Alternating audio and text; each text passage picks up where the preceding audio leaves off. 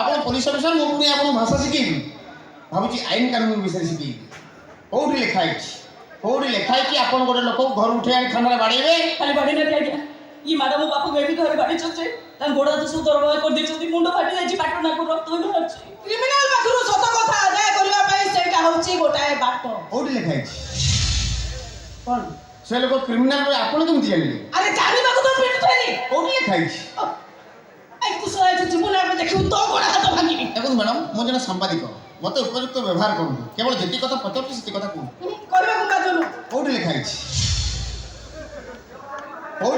ଆପଣ ଗୋଟେ ଲୋକ ଘରୁ ଉଠେଇ ଆଣି ଥାନାରେ ବାଡ଼େଇବେ ଆଉ କାରଣ ପଚାରିଲେ ମୋ ମା ଭଉଣୀକି ନେବେ, ଏଇଟା କୋଉଠି ଲେଖା ହେଇଛି? ଖାଲି ସେତିକି ନୁହେଁ ଆଜ୍ଞା, ମୋ ବାପା ହେଉଛି ଜଣେ ପୁରୁଷ ଲୋକ ଆଉ ଇଏ ହେଉଛି ଜଣେ ମହିଳା ପୋଲିସ ଅଫିସର। କୋଉଠି ଲେଖା ହେଇଛି ଗୋଟେ ପୁରୁଷ ଲୋକ ଗୋଟେ ମହିଳା ପୋଲିସ ଅଫିସର ଟର୍ଚର କରିବେ? କାଇଁ ଆପଣ ଥାନାରେ କ'ଣ ପୁରୁଷ ପୋଲିସ ଆଉ କେହି ନାହାନ୍ତି କି? ତୁ ଶଳା କିଏ ବେ? ମୁଁ ତତେ ସେ କଥା କହିବି? ଖେଞ୍ଚା ଚ୍ୟାନେଲର ମୁଖ୍ୟ ସାମ୍ବାଦିକ। ମ୍ୟାଡ଼ାମ, ମୋ ପ୍ରଶ୍ନ ସିଧା ଉତ୍ତର ଦେବେ ନା ମୁଁ ମୋ କାମ କରିବି? ରେକର୍ଡ ହେଇଥିବା ଭିଡ଼ିଓ ସବୁ ସୋସିଆଲ ମିଡ଼ିଆକୁ ଛାଡ଼ିଦେବି। ଆପଣ ଜାଣିନାହାନ୍ତି ବୋଧେ ମ୍ୟାଡ଼ାମ, ଆପଣ ଯେତେବେଳେ ପ୍ରିନ୍ସିପାଲ ସାର୍ଙ୍କୁ ବିଧା ଗୋଇଠା ହାତ ମାରୁଥିଲେ ଏବଂ ଅସଭ୍ୟ ଭାଷାରେ ଗାଳି କରୁଥିଲେ ତାର ଭିଡ଼ିଓ ସବୁ ଏଇ ମୋବାଇଲରେ ରେକର୍ଡ ହେଇକି ଅଛି। ତାହେଲେ ତ ମ୍ୟାଡ଼ାମଙ୍କ ଚାକିରି ଗଲା। ମୋ ଚାକିରି ଯିବ? କାଇଁ ଯିବ? କ'ଣ ପାଇଁ ଯିବ? ଜଣେ ସମ୍ମାନୀୟ ବୟସ୍କ ବ୍ୟକ୍ତିକୁ ଥାନାକୁ ଆଣି ଅକଥନୀୟ ନିର୍ଯାତନା ଦେବା କଥା ପବ୍ଲିକ ଜାଣିଲେ ହୋ ହାଲା କରିବି, ଥାନା ଘେରୁ ଏସ୍ପିକୁ ଅଭିଯୋଗ ପତ୍ର ଦେଇ ଷ୍ଟ୍ରାଇକ୍ କରିବି, ରାସ୍ତା ରୋକ ହବ ଆଉ ରାସ୍ତାରେ ଟାୟାର ଚାଲି ସ୍ଲୋଗାନ ଦେବେ ଓଡ଼ିଶା ପୋଲିସ ହାୟ ହାୟ ହାୟ ହାୟ, ଓଡ଼ିଶା ପୋଲିସ ହାୟ ହାୟ ହାୟ ହାୟ। କିନ୍ତୁ ଏସବୁ ଅନ୍ୟାୟ। କୋଉଠି ଲେଖା ହେଇଛି? ଅନ୍ୟାୟ କରୁଥିବା ଅଫିସରଙ୍କ ବିରୁଦ୍ଧରେ ପ୍ରତିବାଦ କରିବାଟା ଅନ୍ୟାୟ। ମ୍ୟାଡ଼ାମ, ଯେତେ ଶୀଘ୍ର ସମାଧାନ କରିଦେବେ ନା ମୁଁ ମୋ କାମ କରିବି। ରେକର୍ଡ ଅଭିଯୋଗ ସବୁ ସୋସିଆଲ ମିଡ଼ିଆକୁ ଛାଡ଼ିଦେବି। ମାନେ କଥାଟା କ'ଣ କେମିତି କରିକି ଟିକେ ସମାଧାନ କରିଦିଅନ୍ତୁ। ମୁଁ କିଛି କରିପାରିବିନି, ଯାହା କରିବେ ସେ ସାମ୍ବାଦିକ କରିବେ। ଆଜ୍ଞା ମୋତେ କାହିଁ ଭିତରୁ କହୁଛନ୍ତି ଆଜ୍ଞା, ମୁଁ କ'ଣ କରିବି? ମାଡ଼ା ଖାଇଛନ୍ତି ସାର୍ ଆଉ କଷ୍ଟ ପାଇଛନ୍ତି ସାର୍ଙ୍କ ଝିଅ। ହଁ ମ୍ୟାଡ଼ାମ ଯଦି ଚାହିଁବେ ଆପଣ କ୍ଷମା କରିପାରିବେ। କେମିତି କ୍ଷମା କରିବି ଆଜ୍ଞା? କେମିତି ମୁଁ କ୍ଷମା କରିବି? ବିନା କାରଣ ବାପା ବେଡ଼ି ବାନ୍ଧିକି ନେଇ ଆସିଲେ, ଘଟଣାର ସତ୍ୟାସତ୍ୟ ଜାଣିବା ପରିବର୍ତ୍ତେ ଓଲଟି ତାଙ୍କ ଉପରେ ଏମିତି ଭାରି ନିର୍ଯାତନା ଦେଲେ। ସବୁ ଠିକ୍ ହେଲେ ଯୋଉ ମ୍ୟାଡ଼ାମକୁ କ'ଣ ପାଇଁ 4-5 ବାର ପିଟିଲେ? ନାଇଁ, ରାଗ ତମରେ ମ୍ୟାଡମକୁ ମାଡ଼ ମାରିବାଟା ମୋର ଠିକ୍ ନଥିଲା, ସେଟା ମୋର ଭୁଲ ଥିଲା। ଆଇ ଏମ୍ ସରି। କୋଉଠି ଲେଖା ହେଇଛି? ମୁହଁରେ ସରି କହିଦେଲେ ହବନି ମ୍ୟାଡ଼ାମ। ପ୍ରକୃତ ଅପରାଧୀ ହେଉଛି କଲେଜର କିରାଣୀ, ଯାହାର ପ୍ରମାଣ ମୋ ପାଖରେ ଅଛି। କ'ଣ କହିଲେ? ଆପଣଙ୍କ ପାଖରେ ପ୍ରମାଣ ଅଛି? ହଁ, ସେ ଖବର ମୋ ପାଖରେ ପହଞ୍ଚି ସାରିଛି। ହେଲେ କିରାଣୀ ଫେରାର, ତାକୁ ଧରିବା ପାଇଁ ଚେଷ୍ଟା ଚାଲିଛି ଆଉ ସେ ଧରା ପଡ଼ିଲେ ତମ ବାପାଙ୍କୁ ବେଲ୍ ମିଳିଯିବ। ସବୁ ହବ ଯେ ସାର୍, ହେଲେ ପୋଲିସ ମ୍ୟାଡ଼ାମ ଏଇ ଯୋଉ ମୀରାମାନଙ୍କୁ 4-5 ବାର ପିଟିଲେ ତାର କ'ଣ ହବ? ତମେ କୁହ କ'ଣ ହବା ଦରକାର? ଥାନା ଭିତରେ ସବୁ CCTV କ୍ୟାମେରା ଅଫ୍ ହବ। ପୋଲିସ ମ୍ୟାଡ଼ାମ ଯୋଉ ବାଡ଼ିରେ ମୀରା ମ୍ୟାଡ଼ାମଙ୍କୁ 4-5 ବାର ପିଟିଛନ୍ତି, ମୀରା ମ୍ୟାଡ଼ାମ ସେଇ ବାଡ଼ିରେ ଛାଡ଼ିଦେବି। ଭିଡ଼ିଓ ସବୁ ସୋସିଆଲ ମିଡ଼ିଆକୁ ଛାଡ଼ିଦେବି। ଓକେ, ଯାହା ତମ ଇଚ୍ଛା। ଆସୁଛି ଅମ୍ଳାନ, ମୁଁ ଆସୁଛି। ପ୍ରକୃତ ଅପରାଧୀ ଧରା ପଡ଼ିବା ପର୍ଯ୍ୟନ୍ତ ମୁଁ ଅପେକ୍ଷା କରିବି, ତାପରେ ମୁଁ ପୁଣି ଆସିବି। କିନ୍ତୁ ଏଥର ଆଉ ଏକା ଆସିବିନି, ଶହ ହଜାର କଲେଜ ପିଲାଙ୍କୁ ସାଙ୍ଗରେ ନେଇକି ଆସିବି। ମୋ ବାପାଙ୍କୁ ଏଠୁ ନେବା ପାଇଁ ନୁହଁ, ବରଂ ମୋ ବାପାଙ୍କ ଦେହରୁ ଝରିଥିବା ରକ୍ତର କାରଣ ପଚାରିବା। ସେତେବେଳେ କିନ୍ତୁ ପୋଲିସ ମ୍ୟାଡ଼ାମଙ୍କ ନ୍ୟୁଜ୍ଟା ମାର୍କେଟରେ ପୁରା ଭାଇରାଲ ହେଇସାରିଥିବ।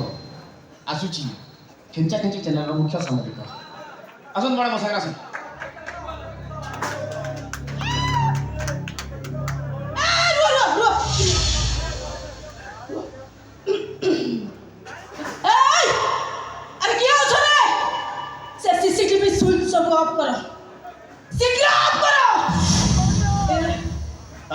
ମାନେ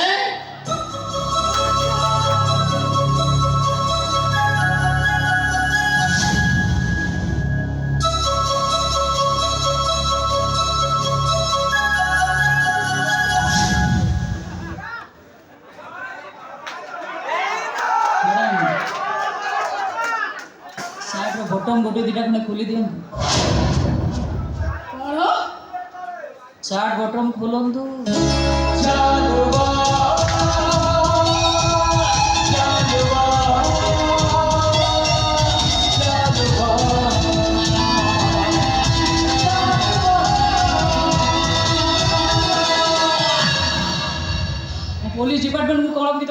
ଚାହୁଁନି କି ଅସମ୍ମାନିତ କରିବାକୁ ଚାହୁଁନି, ବରଂ ପୋଲିସ ପୋଷାକ ଭିତରେ ଥାଇ ଯେଉଁମାନେ ମନମୁଖୀ ଶାସନ କରୁଛନ୍ତି, କ୍ଷମତାର ଅହଙ୍କାରରେ ଯେଉଁମାନେ ସାଧାରଣ ଜନତାମାନଙ୍କୁ କୁକୁର ବିଲୁଆ ପରି ବ୍ୟବହାର କରୁଛନ୍ତି, ଠିକ୍ ସେମିତି ଗୋଟେ ଅହଙ୍କାରୀ ପୋଲିସ ଅଫିସରକୁ ମୁଁ ଆଜି କେବଳ ପବ୍ଲିକ ପାୱାର ବିଷୟରେ ଜଣେଇଦେବି।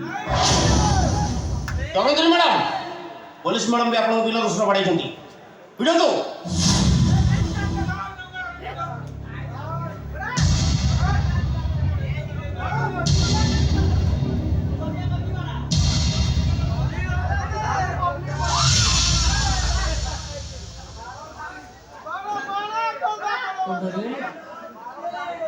ଏତିକିରୁ ଡରିଗଲେ ନା?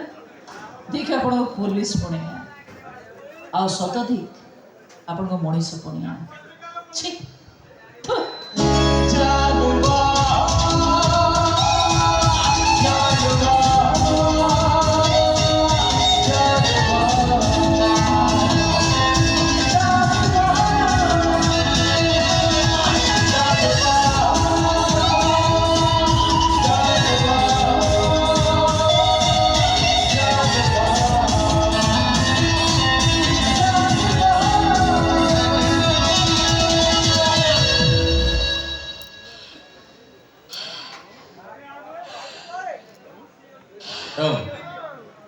ଟେନସନ ଝାଳ ବାହାରୁଛି। ଏ ନିଅନ୍ତୁ, ଏ ରୁମାଲଟା ନିଅନ୍ତୁ, ଏ ରୁମାଲଟା ନିଅନ୍ତୁ, ମୁହଁ ପୋଛି ଦିଅନ୍ତୁ।